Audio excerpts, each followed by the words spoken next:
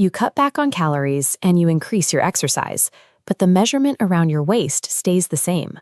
For many, this resistance to weight loss is accompanied by a heavy, balloon-like bloating immediately after eating.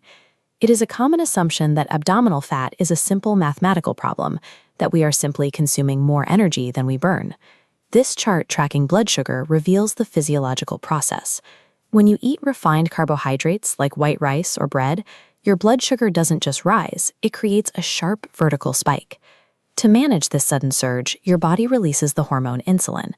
In this view, you can see insulin flooding the system as an emergency response to bring that sugar back into a safe range.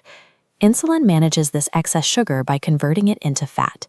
Specifically, it signals the body to store that energy as visceral fat, tucked deep behind the abdominal muscles. To stop this storage process, you have to intercept the spike itself. One of the most effective tools for this is the fenugreek seed, a common kitchen staple, also known as Methi. By managing the hormonal response to your meals, you change how your body handles energy, moving away from constant fat storage. When you introduce fenugreek into your digestive system, it physically changes the environment inside your stomach.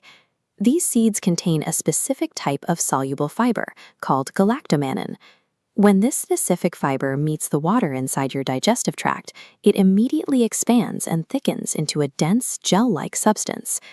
This gel creates a physical barrier, slowing down gastric emptying. Your meal moves into the small intestine at a much slower, controlled pace. Because food is processed slowly, sugar enters your blood gradually, flattening the previous sharp spike into a slow, manageable curve. Fenugreek acts as a stabilizer. It neutralizes the biological signal that tells your body to convert your last meal into abdominal fat. The protocol begins the night before.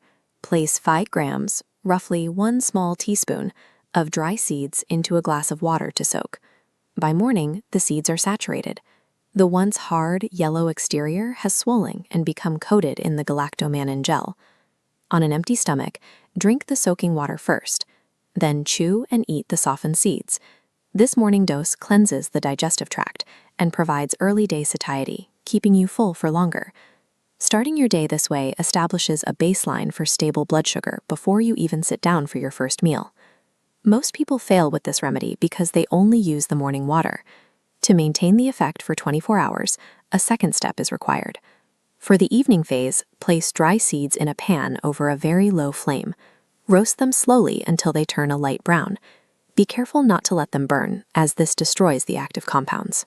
Once cooled, grind the roasted seeds into a fine powder and firmly store them in an airtight, sealed glass jar. Exactly 20 minutes after your dinner, take half a teaspoon of this powder with lukewarm water. This nighttime dose completes the dual action cycle. It manages the digestion of your final meal, reducing overnight bloating and helping the body process fat while you sleep. You now have the full 2-step routine, the soaked seeds in the morning and the roasted powder at night. This protocol works by adjusting your internal biological pace. It is a steady metabolic correction rather than an overnight change. Commit to this routine daily for at least 30 days. This is the time required to see physical changes in your waistline and reduce chronic bloating. If you have used fenugreek before, or if you begin to see results over the next few weeks, share your observations in the comments. If you experience persistent, severe bloating that doesn't respond to these changes, it may indicate a thyroid or digestive condition requiring a personalized medical assessment.